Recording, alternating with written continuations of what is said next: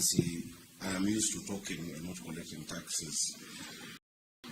So I shall take over from the Commissioner General. Your Excellency the President, Your Excellency the Deputy President of the Republic of Kenya, the CS of the National Treasury and the CS Moses Kulia, Commissioner General, it is my pleasure, of course, our distinguished taxpayers who are being awarded today. My hearty congratulations to all the organizations and individuals who are being recognized here today. Your Excellency, this is indeed the 18th edition of the celebration of taxpayers, and I miss the words that President Mwai Kibaki used to use, that kulipa ushuru ni kujitegemea. Your Excellency, encouraging our taxpayers and citizens to know their responsibility when it comes to doing their part is extremely important, and I'm glad that your government, led by, of course, you and efforts, are changing the attitude towards taxpayers, that will not squeeze the goods that is good in air, but will carry the work to the businesses for them to be able to play their part. Your Excellency, K.I.C.C has been the chief collector of revenue for the government for the last 2 years, and I must say they have done a commendable job. Commissioner General and your team, I say asanteni sana. Your Excellency, growth is inevitable, and now we are moving from the KRA Nairobi revenue system, because they've helped us build our capacity, to our new platform that we shall launch soon called Nairobi Pay. Your Excellency, all payments to Nairobi County Government, and I'm glad these businessmen and women are here, and the institutions that they represent, are going now to come through a digital system. In the last 64 days that we've been in office, we've managed to digitize each and every revenue stream of Nairobi County Government. There's no more cash payments, so in case you encounter somebody asking you for cash, just know you're paying that person, not me, and not Nairobi County Government. All of our payments are now going through *647# so that we can bring in all the revenue. In addition to collecting revenue, the KRA has also shown us, sitting back the midnight oil with a great team that Commissioner Mburu has given me, led by Anastasia and Leonard Mondi, to be able to look at the weaknesses that have been there in the system of revenue administration, and we've developed and we've solved for those problems. Our planners and developers had a lot of problems on the NPDMS uploading the business approvals, the building approvals. We've been able to sort that out. Titles before 2012 were not being registered. Professionals could not see every step of the process, and I'm glad that in less than 60 days we've been able to resolve that, and the feedback we're getting from the industry is very positive. Your Excellency, our county government has been collecting also revenue of 10 billion, which is way below our potential.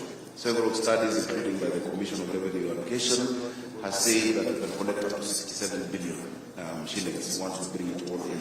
I want to report to you that we have revised our targets, and working closely with our young people and technology, we intend to double that in this financial year and to grow in the years to come.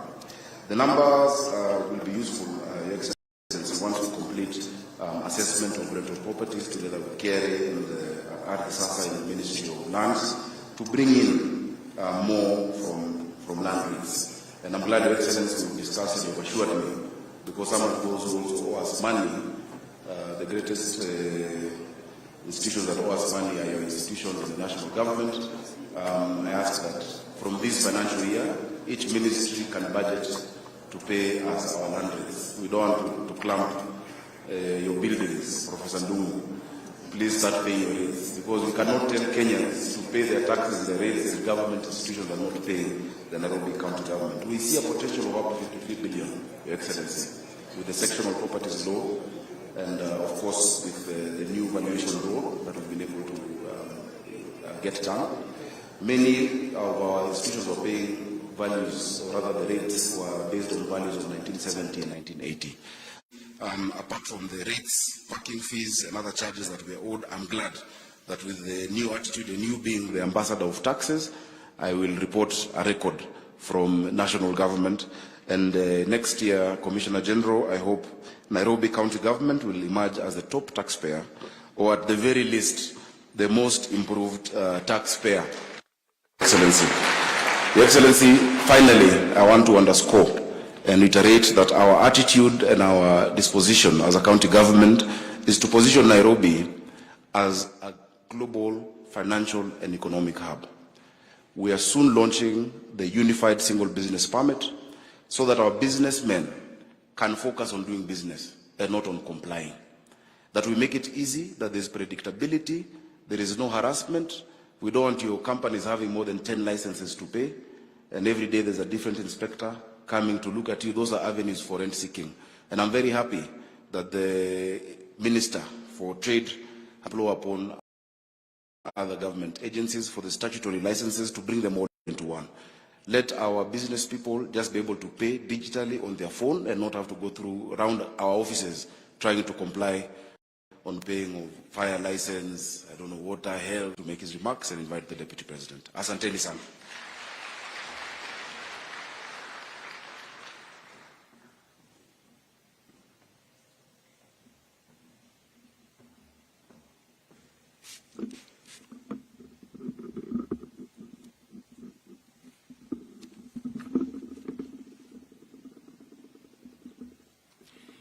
Your Excellency, the President of the Republic of Kenya, Dr. William Samoei Ruto, and Commander-in-Chief of Kenya's Defense Forces, Your Excellency, Honorable Rigathi Gachagua, the Deputy President of the Republic of Kenya, the Chair and the Board and the Management of the Kenya Revenue Authority, distinguished taxpayers, and also including my colleagues, Moses Kuria from Ministry of Trade, Industry and Investment, and my colleague, Eliud Owara, ICT.